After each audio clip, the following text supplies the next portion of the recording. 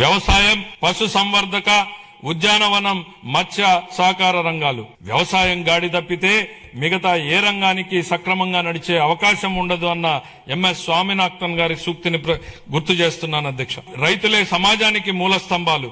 వారు పండించే ఆహారమే ప్రతి కుటుంబానికి మూలాధారం. అందువల్ల రైతుల సంక్షేమమే మా ప్రభుత్వానికి అత్యున్నత ప్రాధాన్యం. అన్నదాత సుఖీభవ పిఎం కిసాన్ పథకం కింద 2025-26 ఆర్థిక సంవత్సరంలో 46.86 లక్షల రైతు కుటుంబాలకు 20,000 రూపాయలు చొప్పున పెంచిన ఆర్థిక సహాయాన్ని అందిస్తూ మొత్తం 6,600 కోట్లను విడుదల చేశాం. కొత్తగా అమలు చేసిన జీఎస్టీ 2.0 సంస్కరణల ద్వారా వ్యవసాయం మరియు అనుబంధ రంగాలకు సంబంధించిన ఉత్పత్తులు, వ్యవసాయ పరికరాలు, ట్రాక్టర్లపై పన్నుల భారం గణనీయంగా తగ్గించబడింది. దీనివల్ల రైతులకు ప్రత్యక్షంగా లాభం చేకూరుతుంది. పశు సంపదకు పొంచి ఉన్న ఆరోగ్యపరమైనటువంటి ప్రమాదాలను తగ్గించే దిశగా పశు బీమా పథకం అమలుకు మేము నిరంతరం ప్రాధాన్యత ఇస్తున్నాం. పశు సేవలను మరింత బలోపేతం చేయడానికి కొత్త పశు వైద్య భవనాల నిర్మాణానికి 20 కోట్లను కేటాయిస్తూ మౌలిక వసతులను